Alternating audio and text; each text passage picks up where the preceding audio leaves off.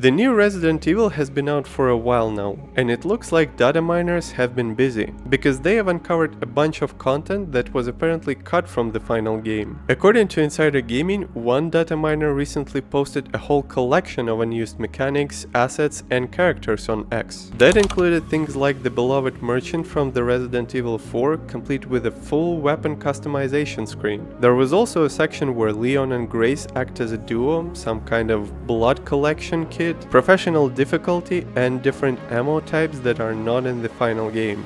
Now, some people look at cut content and immediately see it as value lost. But honestly, I don't really see it that way. I've talked about this before, but this kind of thing happens all the time in game development. When a game is being actively built, teams throw around a ton of ideas and test what works. Sometimes they go pretty far with those ideas. They might build entire features, balance them, and get them working, but then they look at the actual game holistically and realize, you know what? This doesn't make sense anymore. And when that happens, cutting it is usually the right call.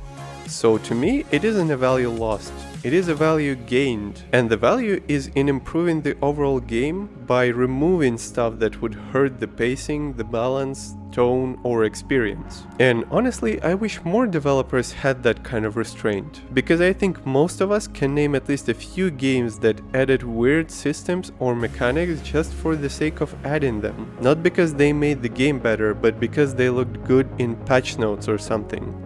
My most recent example is the fishing mechanic in Diablo 4. If you haven't played it yet, you can now catch fish basically just to complete an in-game achievement. And that's it. You can't trade the fish, you can't use them in recipe, you can't catch anything else. You just catch the fish and the game records that you caught the fish. I know, right?